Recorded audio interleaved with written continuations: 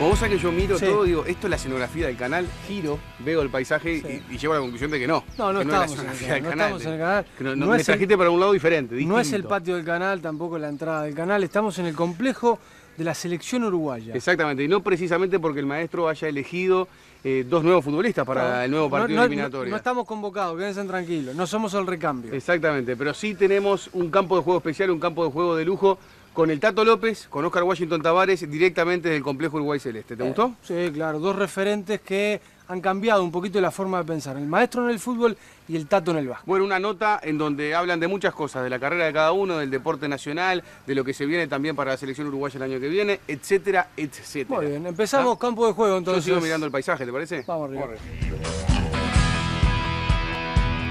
Bueno, estamos en un nuevo campo de juego de lujo para cerrar el año. Campo de juego especial. Exactamente. Campo de juego especial. Especial y de lujo porque tenemos al Tato López que nos acompaña, Horacio Tato López, y al maestro Oscar Washington Tavares. Gracias a los dos por el tiempo y por estar en este living de campo de juego.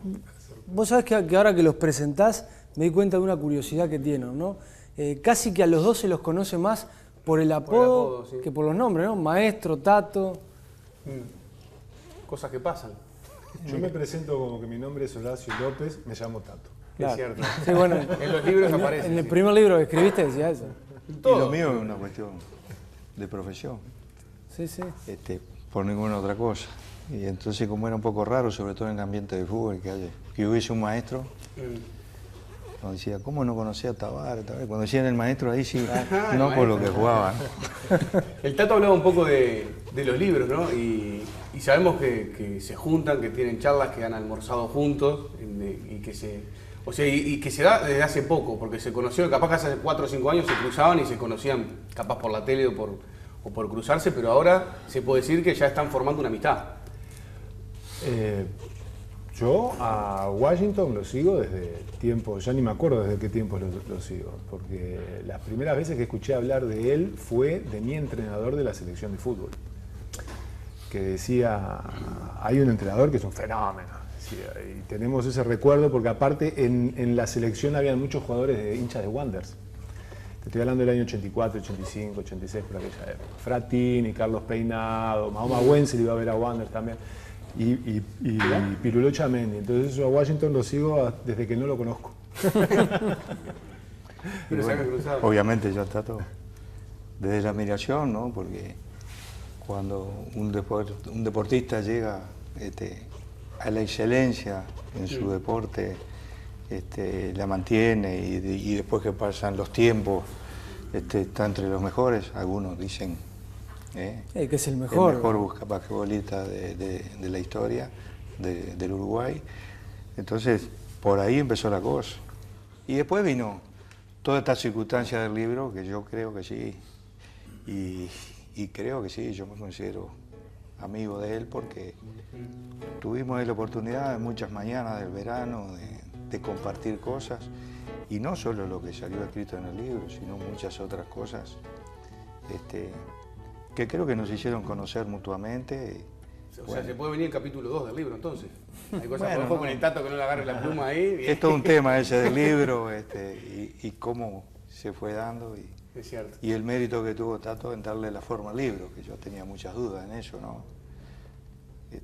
Cuando Tato le propone hacer eso del libro, ¿enseguida dijo que sí o generó un libro sobre mí? No, no fue así. En realidad el libro lo fue propone Tania, ¿no? la Bueno, sí, editorial, que claro. quería un libro, y entre los muchos, las muchas opciones que me dieron, porque yo nunca tuve una cosa de esta, no me cerraba tampoco a hacer un libro sobre qué cosas de mí, no entendía demasiado. Y habíamos elegido otra persona, que después por razones particulares no pudo seguir adelante con el proyecto. Entonces un día Tania, mi hija, me dice, tenemos junto a Ana Laura Lizardi, que era la persona que representaba la editorial, tenemos la persona. ¿Quién? El Tato López. No quiero saber de nada porque yo sé por lo que le he oído que está muy afín a lo que yo estoy haciendo y todo, y yo no quiero, yo todavía le dije, yo no quiero un sí señor, le digo, no me convence, no sé cuánto. Claro. Y un día me mandaron un mail, las dos, que se titulaba 10 razones por las que Tato López tiene que escribir el libro. Y me convencieron.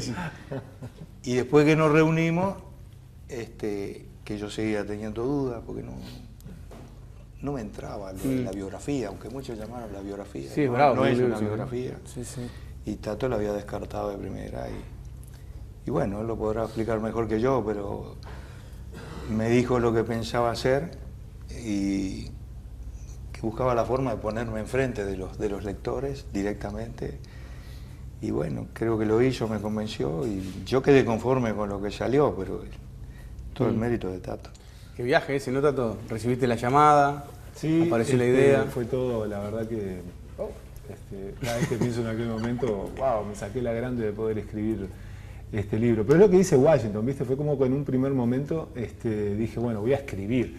Pero después me di cuenta que no tenía nada que escribir, que en realidad lo que tenía que hacer era poner al maestro Tavares enfrente del lector y no intervenir, sino que simplemente el maestro contara su vida, y por eso el libro está bien titulado, Conversaciones con el maestro Washington Oscar Tavares.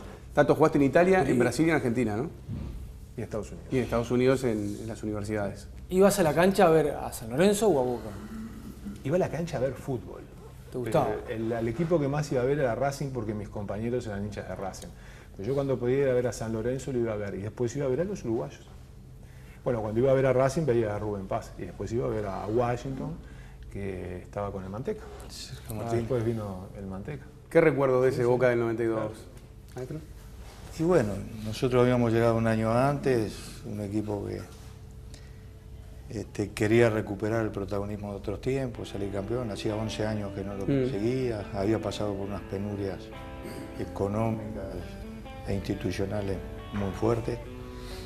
Y bueno, ganamos el primer torneo en el año 91, después perdimos las finales contra Newell's de Bielsa y seguimos trabajando y el campeonato se dio al año siguiente, en el 92.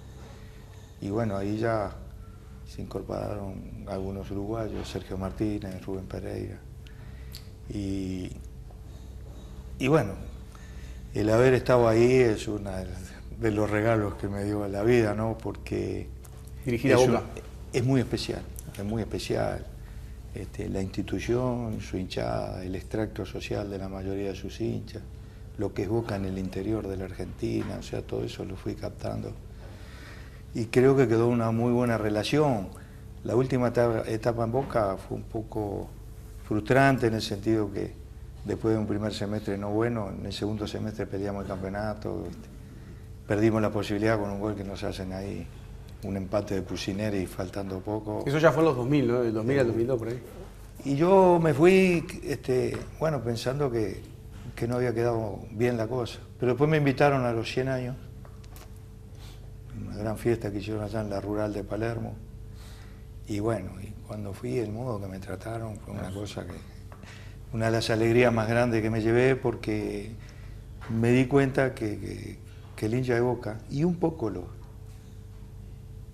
los argentinos todos, son, sobre todo los porteños, mucho más demostrativos que nosotros. A veces acá se los ha asimilado con cierta fanfarronería, pero no es tan así, es que son mucho más extrovertidos. Pero tienen una virtud, ellos le tienen una fidelidad casi eterna a las personas que creen que han hecho algo por ellos, ¿no? Y es por eso que buscan la forma de hacerlos sentir bien, y que uno en algún partido sienta que gritan uruguayo, ellos saben que nos llega hondo. Eriza eso, ¿no? Y eso lo repiten buscando ese efecto y además dando un reconocimiento, ¿no? ¿Y eso es en fútbol y en básquetbol también, Tato? Cuando jugabas en Argentina, ¿sentías eso, que el hincha era más... Era Sí, reconocer, sí, era sí, muy cercano? Sí, sí, sin duda.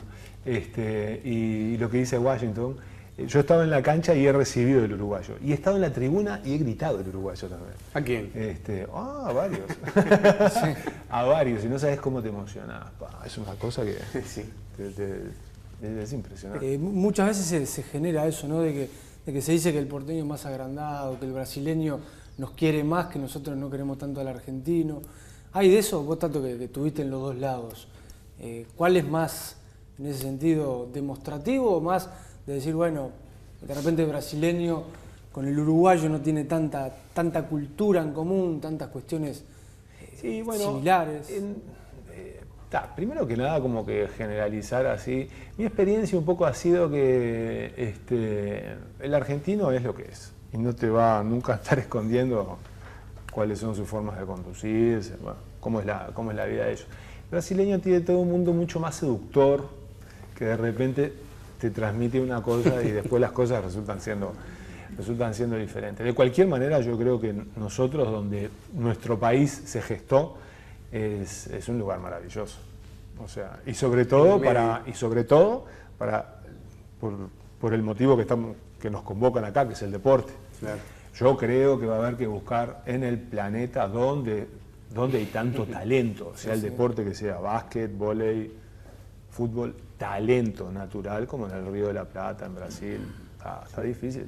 Buscar en el planeta, me parece que no hay. Otro punto igual. Jordan with a steal. Here it comes. 3-on-1. Jordan Duck. You know, Chris, everybody was talking about the United States playing the NBA team. Well, when you go up against an Isaiah... His 20th assist in these Olympic Games, and this is Jordan. Ahead to Wood. Back to Jordan. This gets the crowd going. Cada uno de ustedes, desde su lugar, creo que lo hemos conversado más de una vez, pero yo siento como que hay un mensaje atrás. Y la gente creo que también lo reconoce así. O sea, hablan del Tato y de repente, en vez de pensar en un resultado o en un campeonato, más allá de la gente bohemio que se acuerda de esa etapa, y lo mismo pasa con el maestro, piensa en un mensaje. ¿Ustedes sienten eso, que están dejando un mensaje o que de repente quieren también? ¿O ustedes capaz que lo piensan así? Yo quiero dejar un mensaje en el deporte más allá de si gano o si pierdo. Es difícil decir eso así, desprofeso. Yo creo que los mensajes se dejan o se lega algo cuando se está convencido de una cosa y se demuestra con el ejemplo, no tanto con las palabras, ¿no? Y con todo esto que nos pasó en el 2010 y en el 2011,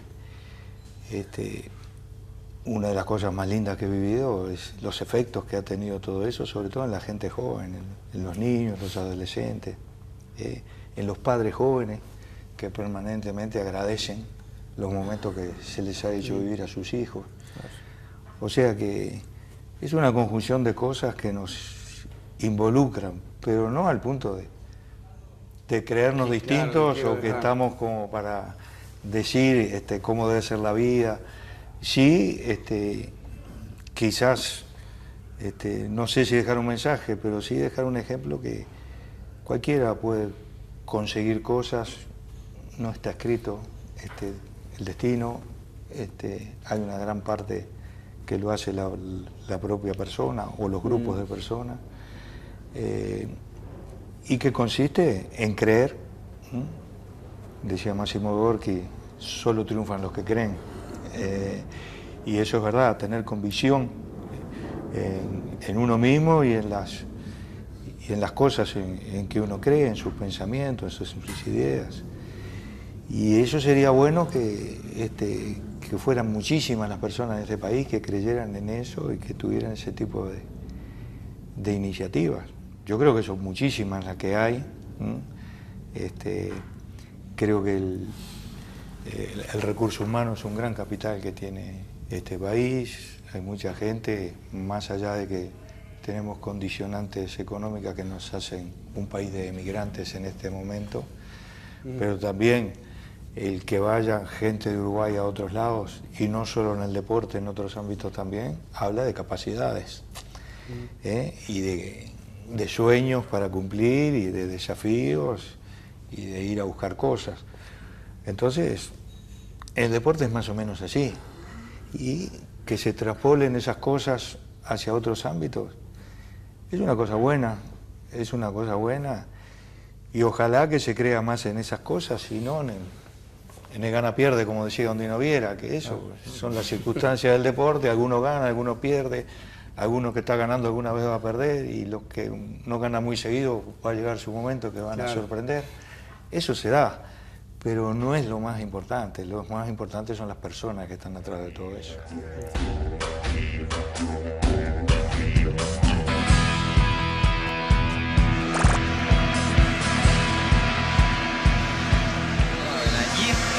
Non Farlan, Удар Фарлана, гол! Vamos arriba la Celesta! 1-1! Сравнивают счет уругвайцы!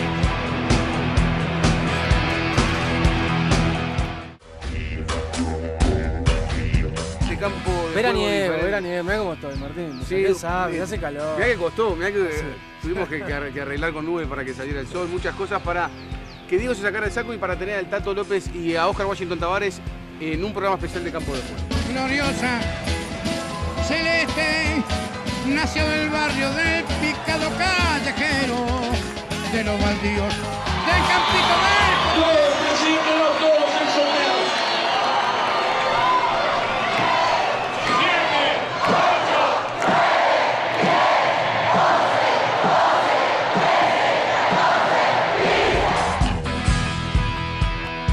Pero en cierta medida se cambia un poco la cabeza del uruguayo, ¿no? Es un poco más positivo ahora. Yo me acuerdo que una vez charlando con usted me decía que acá hay una cultura del bajón muy instalada en la sociedad uruguaya. Y esas pequeñas señales que por ejemplo, dio la selección, sirven para cambiar un poco la cabeza y ser algo más positivos. Y tiene que ver un poco con la gente joven. Yo no analizo todo a partir de Sudáfrica y la Copa América. En el 2009 en la eliminatoria nosotros nos tocó perder con Perú, que era el último en la eliminatoria, eliminado, y fuimos allá y parecía que se terminaba todo. Y bueno, seguimos creyendo en lo que habíamos creído hasta ese momento, porque si no, no tenía sentido nada de lo que pudiese venir, por más que clasificásemos. Y me acuerdo ese partido con Colombia. Íbamos llevando bien, pasamos a ganar, todo bien. Y nos empatan un gol poco creíble, de esos goles que no hay que recibir, pero que en el fútbol existen también. Y en ese estadio, que no había tanta gente, que fue un día del 2x1, Sí. Yo me acuerdo. la gente que compraba una entrada, daban dos, Sí. había mucha gente joven, mucha familia, muchos niños. Y inmediatamente que nos empataron, empezaron el Soy Celeste y alentar. Y ahí yo ya vi que había gente que estaba compitiendo también, que estaba jugando su partido. Y ya no era la época de los silencios que te taladraban o los silbidos, Claro. que también lo viví al principio de la eliminatoria. Bravo eso. Y eso ya fue un cambio cultural, como dice Tavares, que es algo distinto. Se dice que el público de la selección es diferente al de los equipos, pero diferente en muchas cosas, quizás con menos inventiva, pero también con cosas que no tienen otro tipo de público. Y eso, de ir al partido a estar con el equipo y a competir, es muy importante. Cuando perdimos con Bolivia, el intendente de acá del complejo me mandó un mail diciéndome que era el cumpleaños del hijo en esos días y además era aniversario de una operación muy seria que le hicieron al hijo con 4 días de vida. Y bueno, ahora es un niño de 10 años. Y preparó todo para ver el partido y todo, y obviamente para regalarle un triunfo al hijo y todo. Sí. Y se perdió feo, y bueno, una de esas. Y él estaba buscando las palabras a ver qué le decía al hijo. Y el hijo se levantó y dice, papá, ¿con quién jugamos el próximo partido? Y ese es el mensaje. Esto no se termina nunca. Y un niño tiene una lógica, y bueno, se perdió, lo asumió, pero no entró en el drama que a veces entramos los mayores. Y creo que a mí me sirvió mucho eso que me dijo, porque me hizo ver de que los niños marcan cómo debe ser el camino. Bueno, perdimos, se terminó. Y él está deseando ver el próximo partido, o ya lo vio, el que jugamos con Polonia. Queriendo ver a los jugadores más allá de... Y uno se pone a pensar en el próximo partido, y tiene que ser así. ¿Y cómo ven a la prensa? ¿Cómo funciona? A nivel en este caso deportivo en el Uruguay, ¿qué sienten ustedes de que la prensa es muy cómoda de repente en el Uruguay? Bueno, tenés un espectro, ¿no? Hay una prensa que trabaja sobre el oportunismo. O sea, un poco tiene medida la temperatura del hincha y bueno, tienen sus tendencias. Te diría como que no es sana, te diría como que atenta al bien común de todos en favor de su bien personal y por sobre todas las cosas tiran a la cancha algún tipo de idea, de concepto, de opinión, y luego la tienen que defender a muerte, porque si no ese podio de autoridad se desvanece. Y en realidad lo que tienen lo que quieren generarse es ese podio de autoridad. Ahora, no toda la prensa es así. No toda la prensa es así. En este país también tenemos prensa muy capaz, muy capaz. Entonces, bueno, tenemos todo ese espectro. Usted, maestro, ha tenido idas y vueltas con la prensa, ¿no? Bueno, sí. No es fácil estar tampoco. No es fácil, y además dirigiendo la una cosa es selección. lo que ocurre y otra es lo que se dice, porque se han dicho tantas cosas. Sí, sí. Que yo no me río, que destrato a la prensa, bueno, un montón de exageraciones. Acá todas las conferencias de prensa que se hacen, que es el medio, más allá de algunas entrevistas que damos, cada vez más esporádicas. Yo puedo dar fe de que no destrata a la prensa, porque a mí me esperaba todos los días con un mate súper rico, no se pueden imaginar. Y a mí me contó la hija que se ríe mucho Qué con bien. Peter Sellers, así que, ¿puede ser? Sí, sí. Con las películas de Peter Sellers. Trato de tener buen humor, pero cada uno como es, pero en ningún caso afecta la profesionalidad que hay que tener. Yo me debo a la prensa, a toda por igual, en el sentido de darle la información. Por eso me parece que la conferencia de prensa es un medio bastante igualador. Sí, justo. Y bastante justo, sobre todo que había mucha gente que en un momento llegó a decir que hacíamos las conferencias de prensa a determinada hora para que los programas que salían a determinada hora se vieran favorecidos. Bueno. Entonces, no, para decirle un ejemplo de las cosas que pasan, que es muy difícil conformar a todos, y como decía Tato, hay gente que ya tiene su posición tomada de antemano. Y además tienen el guión hecho de acuerdo a los resultados.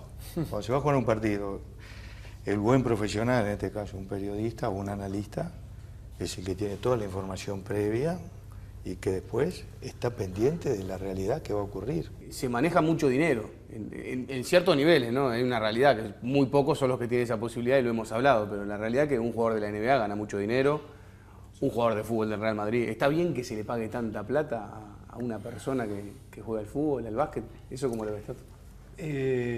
Esos niveles que no tienen nada que ver con la cotidianidad, con lo doméstico, mueven cosas, yo qué sé, a mí me gusta ver al Barcelona y lo puedo ver en la tele porque el Barcelona está en la tele. Entonces, claro, es lógico, sí, que a esas megas estrellas ganen el dinero que ganan porque lo producen. El tema de la plusvalía de Marx sigue existiendo, o sea que si a Messi le pagan 30 millones es porque genera 50, seguramente. No sería justo que generara lo que generara y ganara lo que gana Tavares. Claro, no sería sí, justo. se entiende. Entonces está todo en relación, una cosa está en relación con la otra. Uno se espanta cuando dice, lo que se pagó por Cristiano Ronaldo. ¿Y por qué? Para que haya una devolución en lo deportivo, eso es evidente, pero además... ¿Cuánto genera atrás Cristiano Ronaldo? La imagen que hay que ver, si el Real de Madrid sin Cristiano Ronaldo, o el Barcelona sin Messi, o sin Xavi, sin Iniesta, sería lo mismo. Beckham fue uno de los disparadores de todo eso. Bueno, te iba a contar una anécdota, porque anteanoche estaba viendo un partido de la NBA de Los Ángeles Lakers, y ¿quién estaba en la cancha? Beckham, que juega en el Galaxy Los Ángeles, no sé cómo. Acaba de salir campeón. Entonces pasaron que el equipo de Los Ángeles es campeón de fútbol y que Beckham se retira, pero que parece que va a ser el manager del equipo. En realidad lo que han montado es una campaña publicitaria sobre la imagen y la facha, sobre la imagen de Beckham, que no quieren renunciar a esa, porque se ve que Beckham no puede jugar más al fútbol, entonces no va a jugar más. Ahora, a todo eso es a lo que vamos. Claro, el deporte profesional es un mega negocio que mueve cantidades industriales. Ahora, dentro de ese mundo, yo creo que hay cosas que hay para rescatar. Por ejemplo, una de las cosas para rescatar, bueno, más allá de lo conocido por todos, de que Washington era el entrenador que en un ranking del Mundial era el que ganaba menos, que luego aceptó un nuevo contrato que sigue siendo un contrato bajo para lo que es el nivel mundial.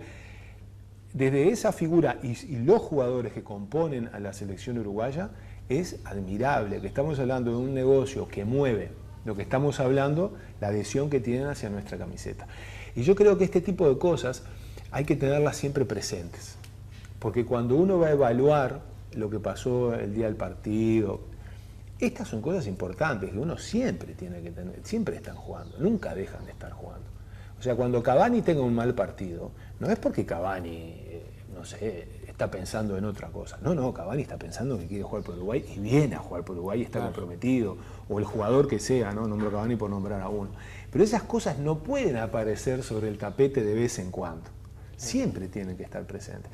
Porque creo que es un valor de todos los uruguayos, no solamente de este grupo. Los uruguayos que siempre quieren venir a representar a su país, que no es una cosa ahora, es de siempre. ¿Y cómo repercute, por ejemplo, en Suárez todo lo que está pasando con él en Inglaterra? Porque es un ser humano que va a jugar, tiene por un lado a gente que lo sirva, por otro lado el otro día Peter Sech le pidió la camiseta, ¿no? O sea, es como raro lo que sucede con él, pero ¿cómo puede repercutir en su persona, como adolescente? Está muy bien.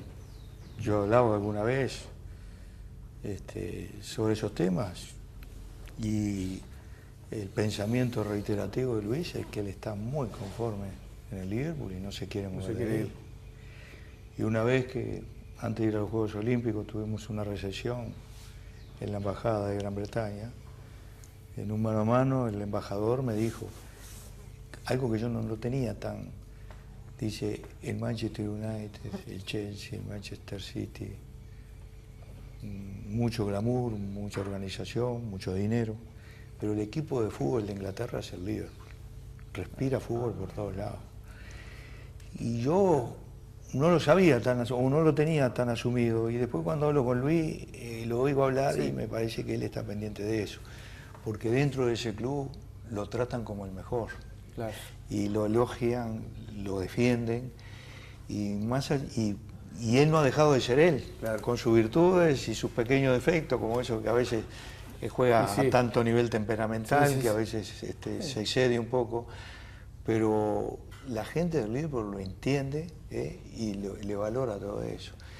Y yo creo que él ha encontrado un lugar de el que no quiere dejar así nomás. Yo creo que pueden pasar cosas en un futuro, pero en este momento yo creo que todas esas cosas él las sobrelleva muy bien y creo que hasta las disfrutan. Bueno, para terminar, Diego, ¿alguna cosa? No, agradecerles el hecho de haber tenido esta charla, de haber disfrutado y haber podido juntarlo, ¿no? Más que nada. Bueno, muchas gracias a ustedes. Y yo quería que el Tato recomiende, ya contaron una historia del libro, pero ¿cuál es la parte del libro que la volvés a leer y la volvés a leer y decís, esta parte me encanta del libro? La verdad que no hay ninguna. No hay una específicamente. No, ahora sí que... Bueno, El Camino es la recompensa, el libro del Tato, y como decían, ya son amigos. Desde aquella llamada que además sonó en la casa del Tato cuando el maestro llamó desde Sudáfrica, ¿no? Eso fue antes. Y a partir de ahí arrancó todo un proceso. Y bueno, hoy estamos acá. Gracias por estar. Gracias a ustedes. Muchas gracias. A vos te quiero decir que estás en tu casa lamentándote porque llega el final de la temporada 2012 de Campo de Juego y no vas a poder seguir viendo a un Martín Franco, un Diego Tavares, capaz que sí. que te han acompañado a lo largo del año. Bueno, los informativos igual la gente te puede ver. Sí. Bueno, nos dimos el lujo y el placer de tener al Tato, al maestro, esas anécdotas, las historias que nos contaron. Y este es el último programa de Campo de Juego 2012, así que nos despedimos de lo que fue esta temporada. Muy bien, si usted se quiere seguir comunicando con nosotros, ¿cómo lo puede hacer? A campodejuego@tnu.com.uy o en nuestra cuenta oficial de Twitter, @campojuego. ¿Sabés dónde vas a pasar fin de año? Bueno, pero aceptamos propuestas de la gente. Cualquier cosa llamame. Nos puede invitar. Si no te atiendo, apretá fuerte la mano, si no te atiendo, llamá de vuelta. Bueno, muy bien. Abrazo grande, hasta el año que viene. Chau, chau. Vamos y no se empujen ni pisoteen, que este temblor ya va a parar. No tengan miedo todos, pronto a los botes y no se asusten, que la marea